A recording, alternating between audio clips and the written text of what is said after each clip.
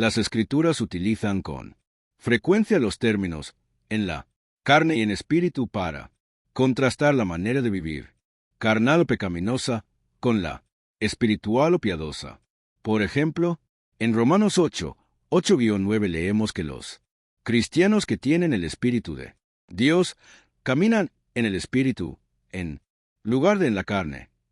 Es obvio que Pablo no está enseñando que los cristianos que caminan en el Espíritu sean criaturas espirituales. Más bien, Pablo está proclamando que al caminar en Espíritu, uno lo hace por el poder del Espíritu Santo de Dios. Del mismo modo, 1 Pedro 3:18 dice que Jesús se levantó de la muerte en el poder del Espíritu de Dios.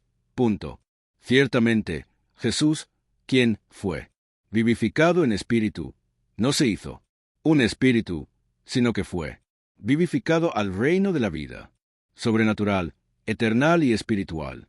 Jesús murió en la carne, es decir, en el reino carnal del hombre, pecaminoso, no que él haya tenido pecado, sino que vivió entre pecadores, y fue vivificado en espíritu, esto es, en el reino eternal, espiritual, ya no más en sujeción a la vida terrenal con todas sus limitaciones.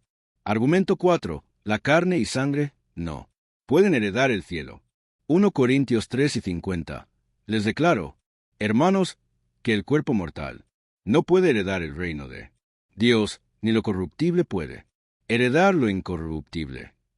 Los testigos de Jehová declaran que Jesús no podría haber resucitado con su cuerpo humano, de carne y hueso, porque las Escrituras establecen que la carne y sangre no pueden heredar el reino de Dios. Noten que Jesús no dijo que su cuerpo resucitado fuera de carne y sangre. En lugar de eso, dijo que su cuerpo era de carne y hueso.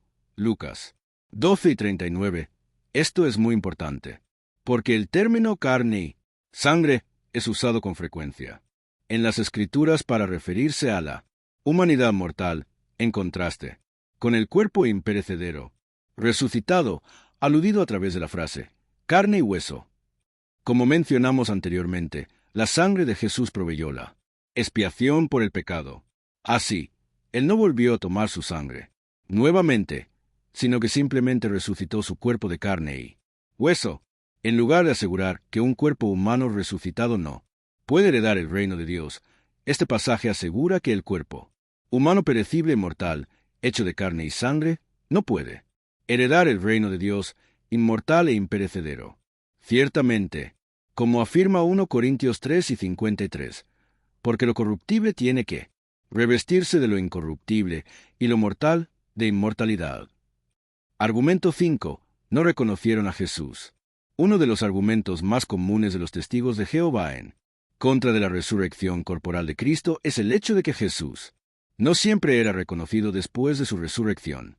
Al asegurar que Jesús regresó a la vida como una criatura espiritual, ellos también aseveran, Jesús sencillamente se materializó o vistió de un cuerpo carnal, como lo habían hecho algunos ángeles en el pasado para probar que había resucitado de la muerte.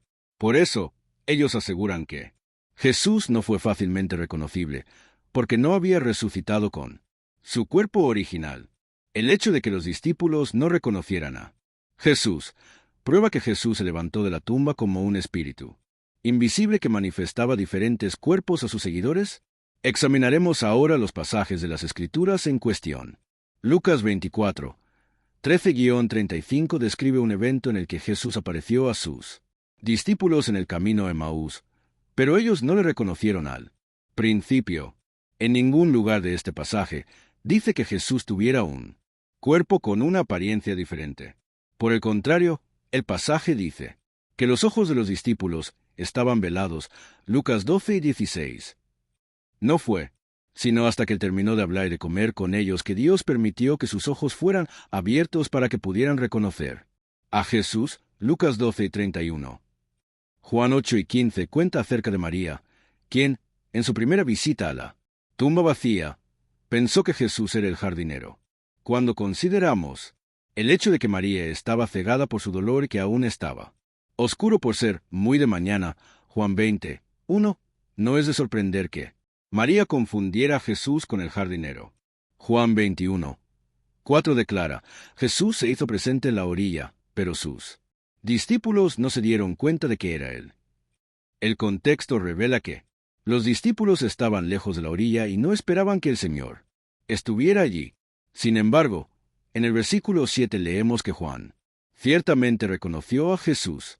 En cada uno de estos incidentes existe una explicación lógica y razonable con respecto a por qué Jesús no fue inmediatamente reconocido en cada una de sus apariciones después de su resurrección.